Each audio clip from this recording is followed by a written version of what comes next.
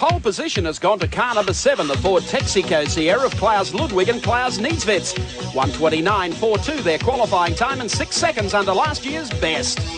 From 2 is car number 6, Steve Soper and Pierre Giudone in the second of the Texaco Fords.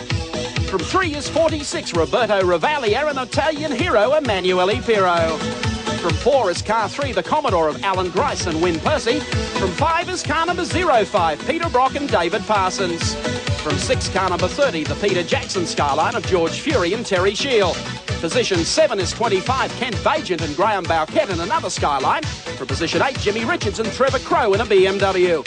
From position number 9, 43, Winnie Vaught and Olivier Brouillard in an M3. From 10, car 40, another M3, Roland Ratzenberger and Marcus Osterreich. From 11, car number 15, Glenn Seaton and John Bow, and rounding out the dozen, car and John Franco Brancatelli. Cars on the circuit now behind the Nissan pace car prior to the start of round 10 of the World Touring Car Championship. It's the Nissan Mobil 500 from the streets of Wellington, New Zealand. Formed up behind the pace car, looking for the green light as they go across the line, but the green light does not come on. No green light, and that should mean there's no start, but the Eggenberger Sierras and Gricey don't seem to realise that. Now they've opened up a big gap already as they swing through the Air New Zealand sweeper and now onto the back straight. The rest of the other drivers at this time have determined there is not a start to the race. In fact, they are all slowing down. But it would appear that the Texaco cars, followed by Grice. There's Rob Lester, the chief steward, trying to slow the cars down. It doesn't look like we're going to have a start to the Nissan Mobil 500 just yet.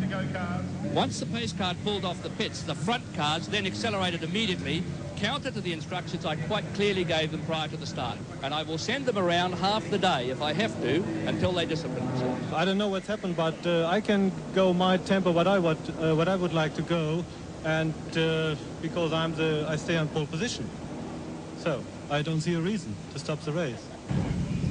Cars lined up now behind the pace car, ready to take off for the second attempt at getting the 10th round of the World Touring Car Championship underway. Whether Rob Lester erred badly there, we'll have to wait and see. He wanted to see a full view of all the field coming down the start-finishing straight. That was almost impossible. I would say that's a slightly dangerous thing as well on such a tight, narrow, twisty circuit. The Europeans like to believe that they hold the pace at the start. They've gone slower this time and they're away. They got a green light that time. You saw the green flag by the side of the circuit. And it's Steve Soper on the inside, car number 6, the Texaco Eggenberger Ford, leading from Klaus Niedzwitz. Gricey again up into 3rd. Emanuele Pirro to 4th. Peter Brock, a brilliant start up there into 5th spot, and he's being tailed by Georgie Fury in car number 30. They come through the gates, work down the main street of Wellington, and it's the Brit Steve Soper outdistancing Klaus Niedzwitz and Gricey, trying to hang with them but dropping back off the pace. Next man up there, the first of the BMWs, with Peter Brock right up on his tail as the Sierras lead through at the completion of the first lap. Texaco forwards 1-2. Gricey remains in 3rd. Pirro is 4th. Brocky is 5th. Then a gap back to George Fury being the next one through, and Kent Bagent also making a brilliant start in the privately entered Nissan Skyline. Down through the Air New Zealand hairpin, and Pirro down on the inside. He now makes it up to 3rd after a brilliant qualifying lap yesterday. I thought the Commodore would be able to keep control of the Ford Sierras in the opening laps of this race, but that little M3 is fairly honking.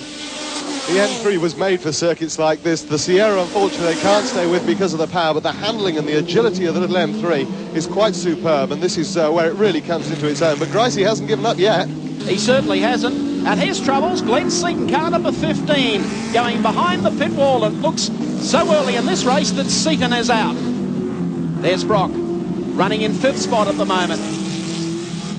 And already a heap of traffic as Brock goes through Drake Turn, trying to catch up behind the tail of Alan Grice in the Bob Jane T-Mart's Commodore. Meanwhile, the Texaco Fords have the run of the race. 1-2, over the bridge, back through the right-hand kink. Let's recap the placings for you on the Castrol scoreboard. Steve Soper is your race leader. Teammate Klaus Niedzwitz runs in 2nd. Emanuele Pirro is 3rd. Alan Grice is 4th. And Peter Brock runs in 5th.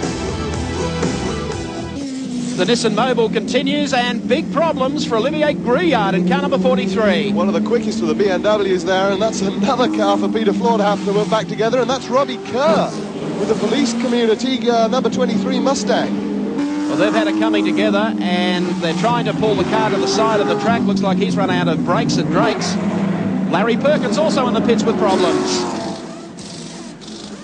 Two BMs in front of me where they immediately in front, and they hit the wall and immediately blocked the track, and I couldn't avoid the incident and put the front in. Steve Soper continues to lead the Nissan Mobil 500. Here putting a lap on Neville Crichton in car number 18. It looks like Croaky has some coach work hanging off the back of the Dick Johnson number 18 machine as he heads back towards the wharf area. Yeah, one of the legacies of racing on a tight street circuit is that you tend to get a little bit of bodily contact between the cars. That is the Pirro BMW in third place still, and that's going very well indeed. Manueli Pirro setting a blinder of pace as he chases after those two Texaco Ford Sierras. The big hope for BMW here today on the streets of Wellington. Number 46 will hand over to Roberto Ravalia at approximately half race distance. Third place overall. Meanwhile, dominating the Nissan Mobil 500, car number 6, Steve Soper and Klaus Niedzwitz in number 7. Soper pulling across to the inside. Is he beckoning his partner past? Yes, he is. And it's Niedzwitz who now goes through in the number 7 Ford Texaco Sierra to take the lead. That's all in aid of championship positions. Niedzwitz and his teammate Ludwig lead the championship at the moment, and the Ford team would dearly love to make it as safe as possible.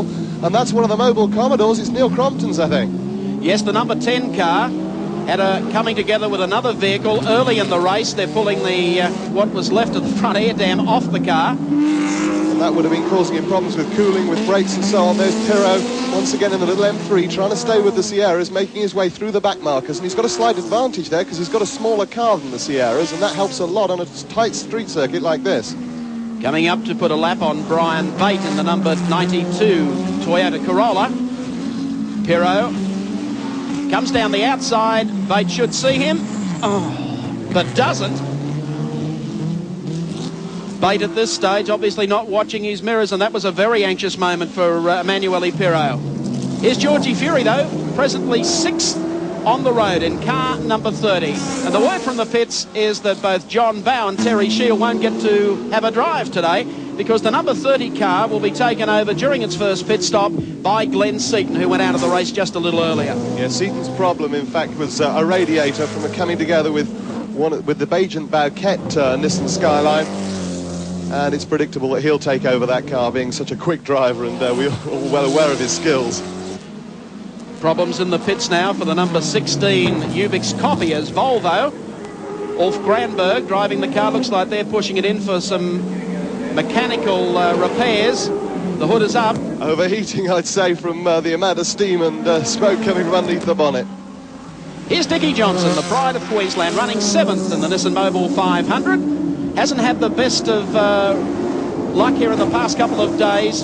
Qualified rather poorly, but great to see him up running 7th, and he started well down the back of the field. This is the best run that Dick's had for a long while, but you can see just behind him there, one of the Eggenberger Sierras coming up to put a lap on him at this stage. Dickie Johnson goes through, and there's the number 10 Mobil machine, Neil Crompton at the wheel, our 7 sports commentator. They were running in about 14th spot. That pit stop took them out to 23rd, but they're back on the road again. Coming down on the inside of him, Alan Grice. So Grice puts a lap on Neil Crompton early in the race, takes him on the inside at Air New Zealand then. And Grice, he's still there and quite competitive. And in fact, Grice is gaining all the time on Emanuele Pirro, who currently runs 3rd on the racetrack.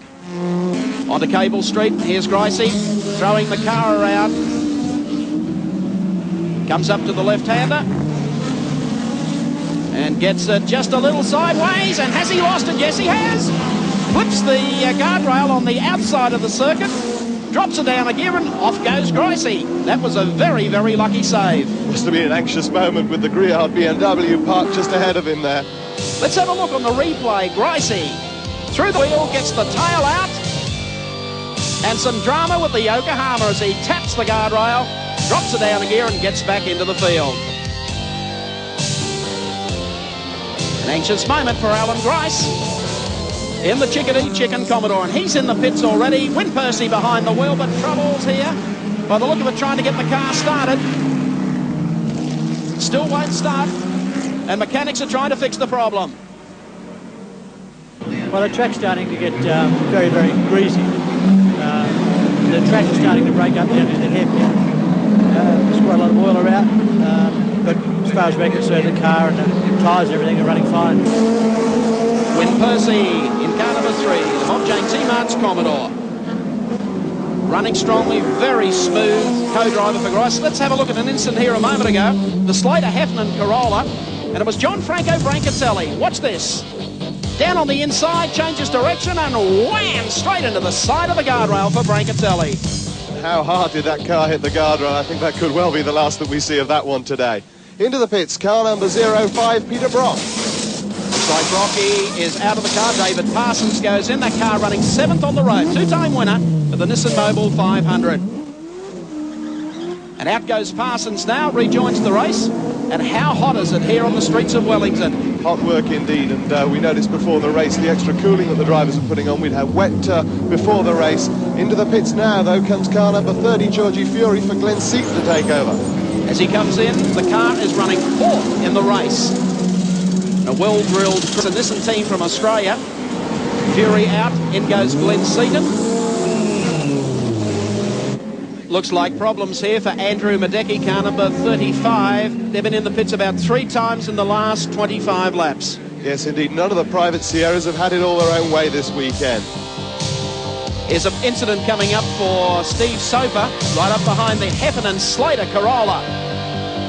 He carts him well and truly offline. Soper has to make the turn through Air New Zealand, and the Toyota Corolla can make its own arrangements. The race continues with Klaus Niedzvet's car number 7, the Texaco Ford Sierra, holding a good lead over the teammate. Let's recap them for you on the Castrol scoreboard. Niedzvet's is the race leader, Soper in 2nd, Emanuele Pirro was 3rd, Marcus Osterreich 4th, and Glenn Seaton now in 5th.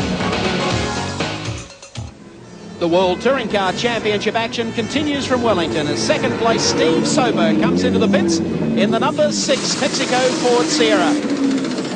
Taking over the car now will be Pierre Dieudonné, and they are looking pretty good, still running 2nd on the road at the moment. I don't think they would have dropped back too far as a result of this pit stop, which has been quick. Steve, things fairly hot out there for you. Yeah, very hot, but I had a vibration which I didn't know if it was the tyres or the car, so I just stepped the pace down a little bit, but no problem. Klaus Niedzvet's race leader, car number 7, coming up behind a wall of cars here, including Peter Brock in the number 5 car, or David Parsons, I should say, as they sweep down through Drake Corner. Very tight part of the racetrack, hard to pass through here. Yes, indeed. It's interesting to note as well that the car is staying out longer. It's done that all year. The Niedzvet's car has stayed out longer in the race than the Soper Dieudonné car, which has come into the pits earlier. Rudy Eggenberg is in touch with that. He's got his little computer out in the pits, and he's speaking to the drivers about the fuel consumption as the race goes on. Wall of cars now as Niedzvet's works down the outside of David Parsons, just passes it with ease as they take the right-hand kick down to the left-hander at Air New Zealand. Also coming up behind the Volvo, which is caught wide, that's Blomqvist, and of course Ulf Granberg back on the racetrack. I'll tell you who lost out of that, that was David Parsons. They work their way onto the main street. Johnson goes through as well, and here's the Volvo coming down the back straight. This is Inky Tulloch and Per Gunnar Anderson. He goes just a little wide, goes off the racetrack and boom, straight into the guardrail. Missed the corner completely. Going through there on the inside of him with the girls, in fact, Annette Moiverson at the wheel at the moment. And quite how he did that, I don't think he knows. I certainly don't. They're trying to get it going again, down a gear, and off they go down Cable Street. Meantime, the race leader comes into the pits. That's Klaus Niedzvet's, and he will hand over to Klaus Ludwig in car number 7. The current leaders in the World Touring Car Championship, another lightning-fast pit stop from the Rudy Eggenberger crew. Little difficulty there in starting the car, but it's underway again, and not too far off the pace. Klaus Niedzvet's, your World Championship is looking better and better as this race progresses. Yeah, that's very important, but we have to be careful with the car. The car runs very well. I have no problems, and I hope we can finish this race. That's important for us. It certainly is, and here's the pass for the lead. Ludwig there in car number 7, and Emanuele Pirro, car number 46 for BMW. goes through to take the lead for the first time now in the Nissan Mobil 500. And his problems, that's that stranded Volvo that hit the guardrail with Iggy Tulloch at the wheel, and it looks like it has a serious front end problem. It could be the reason.